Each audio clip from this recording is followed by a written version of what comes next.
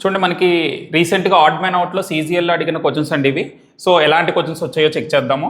So ఇక్కడ 2 questions ఉన్నాయి. First question చూడండి, 12కి 39కి అలాగే 15 48 ఇచ్చారు, 11 35 13 42 ఇలా ఇచ్చారు కదా.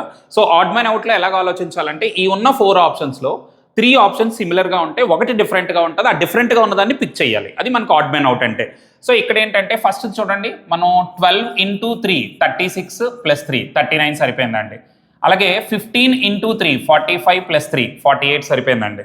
అలాగే 11 into 3 33 + 3 36 వస్తుందండి, కానీ ఇక్కడ 35 ఉంది, ఇది డిఫరెంట్గా ఉందండి. అలాగే నెక్స్ట్ కూడా చూడండి, 13 into 3 39 + 3 42 ఇది కూడా సరిపోయింది. అంటే మనకు ఆప్షన్ 3 అనేది మనకి కరెక్ట్ ఆన్సర్ అవుతుంది. అలాగే ఇందులో కూడా మూడింటికి ఒక సిమిలర్ లాజిక్ ఉండి ఒకటి డిఫరెంట్గా ఉంటుంది, అది ఫైండ్ అవుట్ చేయాలి. సో ఇక్కడ మనం 36 into 2 చేద్దామండి. సో 36 into 2 అంటే ఎంత? 72.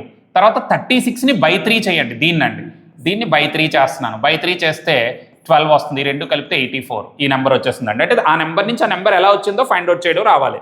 అలాగే ఇది చూడండి, 72 into 2 అండి.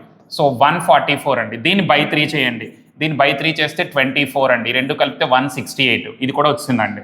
నెక్స్ట్ ఇది చూద్దామండి, 66 into 2 అంటే 132 అండి, 132 దీన్ని by 3 చేయాలండి, దీన్ని by 3 చేస్తే 22 ఇది కూడా మనం యాడ్ చేస్తే 154 ఇక్కడ కూడా నెంబర్ వచ్చిందంటే ఈ మూడింటికి సిమిలర్ లాజిక్గా ఉంది.